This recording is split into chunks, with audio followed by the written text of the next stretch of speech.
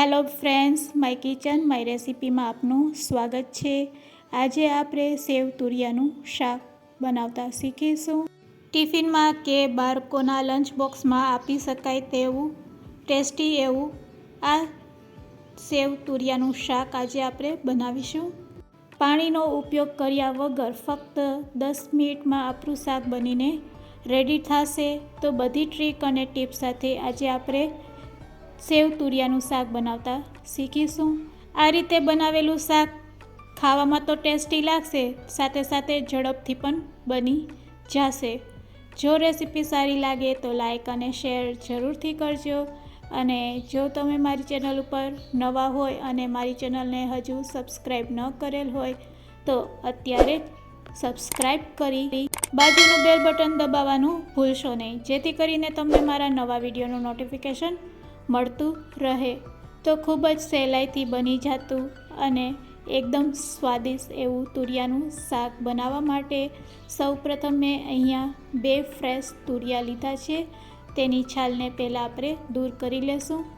ક્યારેક આ તુરિયા કડવા પણ આવી જતા હોય છે, તો જ્યારે પણ તમે તુરિયાની છાલ દૂર કરો ત્યારે એકવાર તેનો ટેસ્ટ જરૂરથી કરી લેવાનો કે તુરિયા કડવા તો નથી ને। તો આ રીતે આપણે પહેલાં બંને તુરિયામાંથી છાલ દૂર કરી લેશું। આ રીતે છાલ દૂર કર્યા પછી તેના આપણે 2 પીસ કરી લેશું। તે જ રીતે હવે આપણે બીજા તુરિયામાંથી પણ છાલ દૂર કરી લેશું। તેને પણ એકવાર ટેસ્ટ જરૂરથી કરી લેવાનું અને છાલ આ રીતે ચાકુની મદદ દૂર કરી લેશું અને તેને પણ 2 ટુકડામાં કટ કરી લેશું। તુરિયાની છાલને આપણે ફેંકશું નહીં। તુરિયાની છાલમાંથી સરસ સંભારો બને છે। તેનો સંભારો કઈ રીતે બને છે તેની લિંક મેં ડિસ્ક્રિપ્શન બોક્સમાં આપેલ છે, તમે ત્યાંથી જોઈ શકો છો। હવે ચાકુની મદદથી તેને આ રીતે નાના નાના ટુકડામાં કટ કરી લેશું। બધા તુરિયાને આ રીતે કટ કરીને પછી તેને આપણે વઘાર કરીશું। તો તમે જોઈ શકો છો, આપણે બસ આ રીતે મીડિયમ સાઇઝના ટુકડા જ કટ કરવાના છે। તો અહીંયા આપણે તુરિયાના સારા એવા કટકા કરી લીધા છે। તો અહીંયા આપણું શાક સમારીને રેડી છે। તેને એક મોટા વાસણમાં લઈ લેશું અને પછી તેમાં આપણે પાણી એડ કરીશું। આ રીતે શાકને સારી રીતે આપણે પહેલાં ધોઈ લેશું। હવે બસ તેનો આપણે વઘાર કરીશું। તો શાક વઘારવા માટે સૌપ્રથમ આપણે ગેસની ફ્લેમ ચાલુ કરી થોડુંક તેલ ગરમ કરશું। અહીંયા તેલને આપણે થોડુંક આગળ પડતું લેશું। તો તેલ સરસ ગરમ થઈ જાય એટલે રાઈ અને જીરું અડધી ચમચી એડ કરશું। રાઈ અને જીરું સરસ કકરી જાય એટલે તેમાં ચપટીક હિંગ એડ કરશું અને હિંગ એડ કર્યા પછી આપણે તુરિયાના કટકાને તેમાં એડ કરી દઈશું। સમારેલા તુરિયાને આ રીતે આપણે એડ કર્યા પછી તેને સારી રીતે હલાવી લેશું। થોડીક વાર આ રીતે હલાવશું અને ગેસની ફ્લેમને આપણે મીડિયમ ટુ લો રાખીશું। આ રીતે તુરિયાને તેલમાં સારી રીતે મિક્સ કર્યા પછી હવે તેને આપણે ઢાંકી દેશું। 5 થી 7 મિનિટ તેને આ રીતે ઢાંકી દેશું। આ રીતે ઢાંકીને તુરિયાને આપણે સહેજ પકાવી લેશું। હવે 5 મિનિટ પછી આપણે ચેક કરીશું તો તુરિયા 50% આપણા પાકી ગયા છે। ત્યારે આપણે લસણની પેસ્ટ તેમાં એડ કરશું। તો અહીંયા આપણે લસણ આદુની પેસ્ટ એડ કરશું। સાથે સાથે 2 ચમચી જેટલું લાલ મરચું પાવડર એડ કરશું।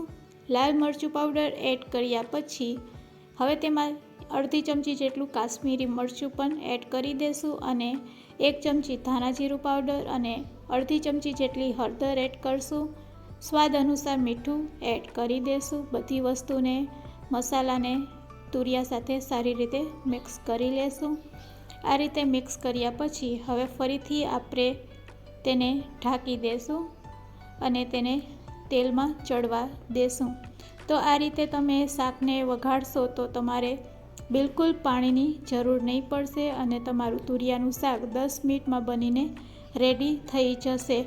2 મિનિટ પછી આપણે ફરીથી તેને ચેક કરીશું। તો અહીંયા આપણું તુરિયાનું શાક બનીને રેડી છે। શાક પાકી ગયું છે કે નહીં તેને આ રીતે તમે ચેક કરી શકો છો। તો આપણું શાક સરસ પાકી ગયું છે. તો ગેસની ફ્લેમ બંધ કરી દેશું. ગેસની ફ્લેમ બંધ કર્યા પછી આપણે તેમાં 1 વાટકી જેટલી સેવ એડ કરશું અને તેને સારી રીતે હલાવી લેશું. આ રીતે મિક્સ કરી અને પછી આપણે ફરીથી ગેસની ફ્લેમ ચાલુ કરીશું અને તેને 1 મિનિટ માટે ચડવા દેશું. તો આ રીતે સેવ એડ કર્યા પછી તમે જોઈ શકો છો સરસ આપણું શાક પાકી ગયું છે. ગેસની ફ્લેમ બંધ કરી દેશું અને પછી તેમાં આપણે ચપટી ગરમ મસાલો એડ કરશું. ગરમ મસાલો આપણે ગેસની ફ્લેમ બંધ કરીને જ એડ કરશું, જેથી ગરમ મસાલાની સુગંધ છે એ શાકમાં સરસ આવે. સેવ અને કોથમીર એડ કરશું. તો રેડી છે ગરમા ગરમ સેવ તુરિયાનું શાક સર્વ કરવા માટે. જો તમે આ રીતે ક્યારેય ન બનાવેલ હોય તો એકવાર જરૂરથી ટ્રાય કરજો. આ શાક ખાવામાં ખૂબ જ ટેસ્ટી લાગે છે. તેમજ તમે ટિફિનમાં કે બાળકોને લંચ બોક્સમાં પણ આ રીતે બનાવીને શાક આપી શકો છો. રેડી કરેલા આ શાકને હવે આપણે કોથમીર અને થોડીક સેવથી ગાર્નિશ કરશું. તો રેડી છે આપણું સેવ તુરિયાનું શાક સર્વ કરવા માટે. રેડી કરેલા આ શાકને તમે રોટલી કે ભાખરી સાથે ખાઈ શકો છો. રાત્રિના ડિનરમાં પણ લઈ શકો છો અને ટિફિનમાં કે બાળકોના લંચ બોક્સમાં પણ આપી શકો છો. તો આજની રેસીપી તમને કેવી લાગી તે મને કમેન્ટ્સમાં જરૂરથી કહેજો. રેસીપી સારી લાગી હોય તો શેર પણ જરૂરથી કરજો. Thanks for watching.